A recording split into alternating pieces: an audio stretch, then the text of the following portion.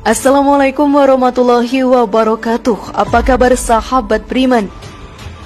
Air mata kesedihan akibat ditinggalkan orang yang kita sayangi untuk selama-lamanya adalah sebuah kodrat manusia, dan tidak ada manusia yang kuat menahannya.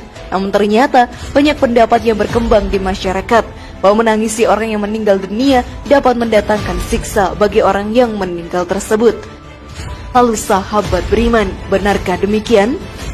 Tonton video ini hingga akhir ya, agar pemahaman kalian utuh dan tidak tersesat. Berikut ini mayat akan disiksa karena tangisan keluarganya jika seperti ini.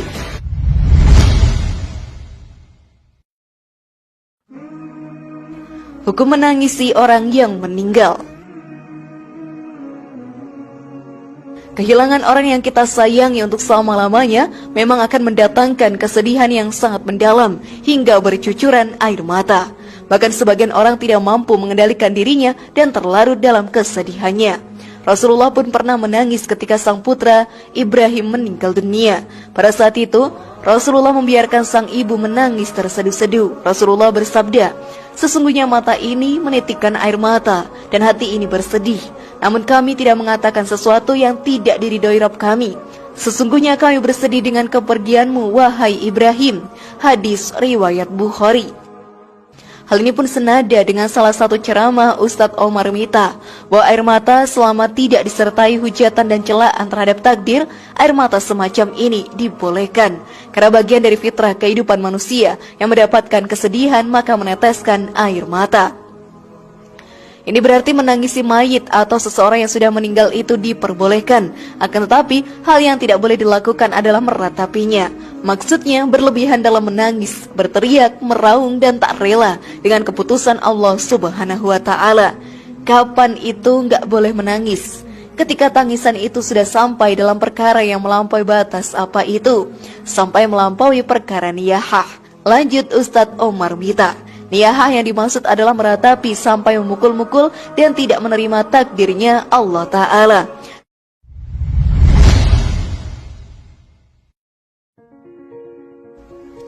Benarkah mayat akan disiksa karena tangisan keluarganya?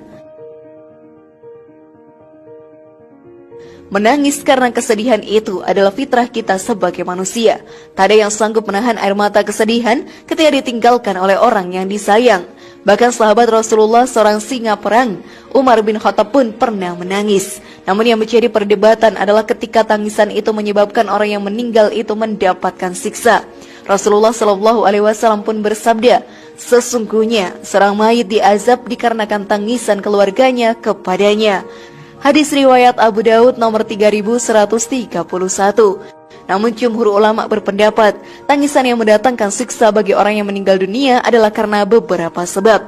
Senada dengan hal tersebut, Ustadz Omar Mita dalam kajiannya pun menyebutkan bahwa hal tersebut dikarenakan ketika orang yang meninggal tersebut tidak mengajarkan kepada anaknya hukum niyahah. Sehingga ketika dia meninggal, anak dan keluarganya menangisi yang melampaui batas. Dalam riwayat lain, disebutkan suatu ketika Rasulullah menjenguk Sa'ad bin Ubadah yang tengah dirundung kesedihan karena salah satu anggota keluarganya sakit keras. Melihat suasana sedih tersebut, Rasulullah Shallallahu Alaihi Wasallam pun bertanya, apakah dia sudah meninggal? Keluarganya menjawab, belum wahai Rasulullah. Melihat hal itu Rasulullah pun menangis. Karena Rasulullah menangis, para sahabat pun ikut menangis. Lalu kemudian Rasulullah bersabda, tidakkah kalian mendengar bahwa Allah tidak menyiksa disebabkan tetesan air mata atau kesedihan hati, akan tetapi Allah menyiksa dan merahmati seseorang disebabkan ini. Beliau menunjukkan ke lisannya, sesungguhnya mayit itu diazab disebabkan tangisan keluarganya. Hadis riwayat Bukhari 1304 dan Muslim 924. Berdasarkan hadis tadi, maka bisa diambil kesimpulan bahwa tangisan yang mengakibatkan seseorang diazab dalam kuburnya adalah tangisan yang disertai dengan ratapan. Tangisan yang demikian menandakan bahwa keluarga mayit tidak terima dengan kematiannya, dan rasa ketidakterimaannya tersebut mengasumsikan bahwa orang yang ditinggal mati tersebut tidak terima dengan takdir Allah.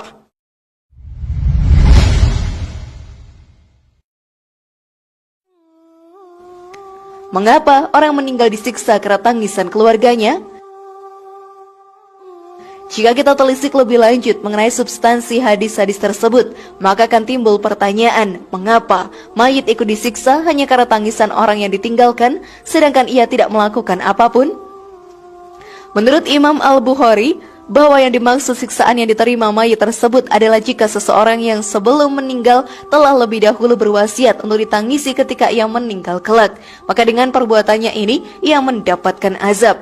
Ustadz Umar Mita menambahkan keterangan, jumhur ulama memahami bahwa makna hadis tersebut berlaku jika seorang mayit berwasiat agar ia ditangisi dan diratapi setelah kematiannya, dan lalu wasiatnya tersebut dilaksanakan. Atas wasiat yang ia lakukan tersebut, maka ia mendapatkan azab, karena dialah yang menjadi perantara keluarganya melakukan niyahah.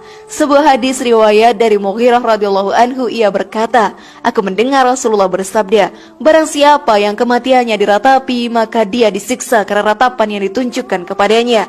Hal ini sekaligus menjadi bantahan anggapan yang berkembang di masyarakat kita, bahwa air mata yang menetes di kain kafan menyebabkan sang mayit disiksa, karena sang kekasih Allah pun pernah meneteskan air matanya ketika ditinggalkan sang anak untuk selama-lamanya.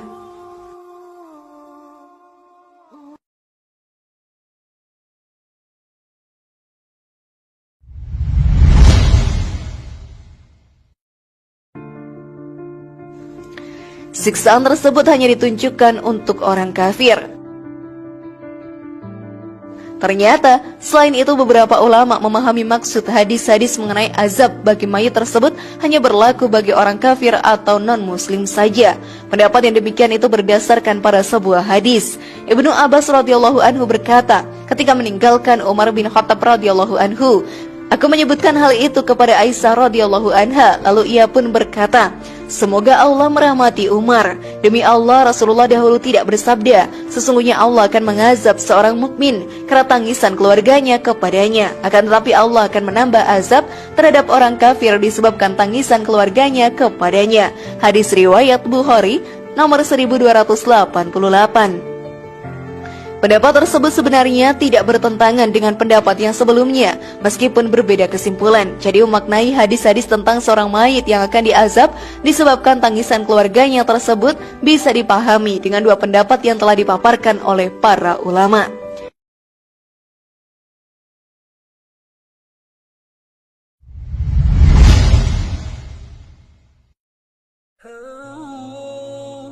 Hinaan malaikat kepada orang yang meninggal dunia. Memaknai lafaz azab dalam hadis-hadis tersebut, para ulama berpendapat maksudnya adalah hinaan dari malaikat terhadap si mayit karena ratapan keluarganya.